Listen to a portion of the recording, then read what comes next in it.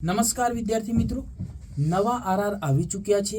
તો old RR અને નવા આરઆર ની અંદર મેન્સની અંદર શું ફેરફાર આવ્યો છે એ આપણે જોઈશું. જેની અંદર જૂના આરઆર માં 6 પેપર હતા, એમાં લેંગ્વેજના 2 પેપર અને 4 જીએસ ના, જેમાં 1 એસએ નું અને 3 જીએસ ના હતા, જેનું દરેકનું માર્કિંગ 150 માર્કનું હતું અને ટાઈમ પીરિયડ હતો 3 કલાકનો. જ્યારે નવા આરઆર ની અંદર લેંગ્વેજ 300 માર્કના પેપર કરી દીધા છે, જે માત્ર ક્વોલિફાઈંગ છે, જેમાં ખાલી ને ખાલી તમારે લાવવાના છે 75 માર્ક લાવવાના છે આની અંદર ક્વોલિફાઈંગ થવા માટે. જો આની અંદર 75 માર્ક નથી આવતા અને જીએસ માં ભલે ગમે તેટલા માર્ક આવે તો પણ તમે ઓટોમેટિક ડિસ્ક્વોલિફાઈ ગણાશો.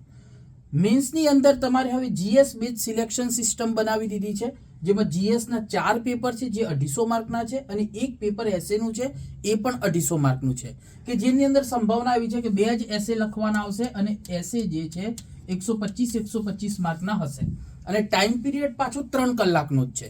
તો હવે આ એક મેન્સ માટે એક ચેલેન્જિંગ ટાસ્ક બની શકે છે. તો એના સમાધાન માટે આપણે મેન્સ પર્સપેક્ટિવથી એક P2I બેચ લાવી રહ્યા છીએ, કે જેની અંદર તમે મેન્સની અંદર કઈ રીતે 3 પેજ કે 15 માર્કનો ક્વેશ્ચન ટેકલ કરવો, મેન્સ આન્સર રાઇટિંગ માટે માર્ગદર્શન અને એની પ્રેક્ટિસ આ બેચની અંદર તમને થશે. તો જેથી કરીને આ બેચમાં તમને રિઝલ્ટ ઓરિએન્ટેડ કામ કરી શકશો. ધન્યવાદ.